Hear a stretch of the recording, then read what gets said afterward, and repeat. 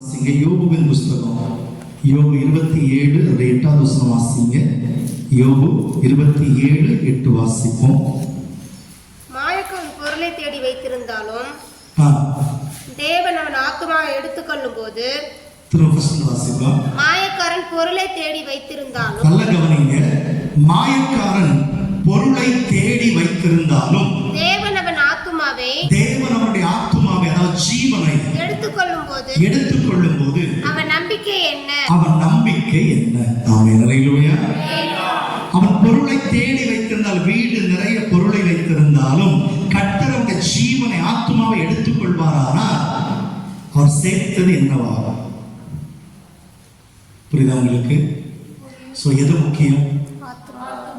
பிரயோஜனமாய் ஓட்டம் எப்படி இருக்கணும்? பிரயோஜனமானதா இருக்கணும்.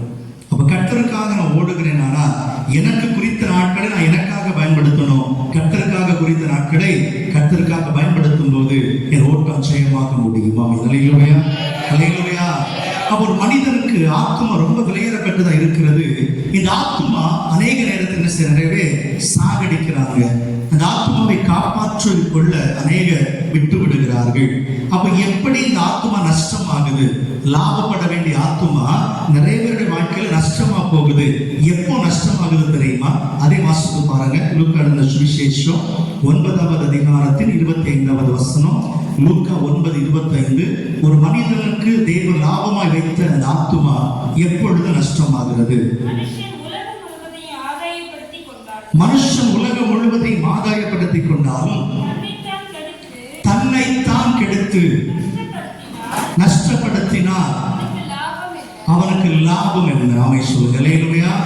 அப்ப ஆத்துமா எப்படி கெட்டு போகுதுன்னா வேறு யார காரணம் அல்ல, தன்னைத்தானே, தனக்குத்தானே.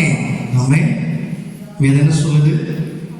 தனக்குத்தானே கெடுதி வைத்துக் கொள்ளும், தன்னைத்தானே கெடுத்துக் கொள்ளும் போது ஆத்துமா கெட்டு போகுது, நஷ்டமாகுது. ஆமென். என் ஆத்துமா கெட்டு போவதற்கு வேற யாரும் காரணம் இல்லை, நானே காரணம் என்று சொல்லிதான் வேதம் சொல்லுது. ஆமென். அல்லேலூயா. ஒத்துக்கொள்கிறீங்களா?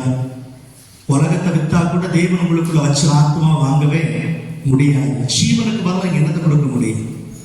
ஏன் சேர்த்து வச்சு லட்சத்தை உங்களுக்கு தார ஜீவனை தாங்க நான் கொடுப்பாரா? எனக்கு என் ஜீவன் முக்கியம்பா, இருந்தா ஓடி, இல்லைன்னா போயிரு, அவ்வளவுதான் சொல்லி ஓடிட்டு இருப்பாங்க. விழுதுகளை தூக்க ஆள் இருக்குதா?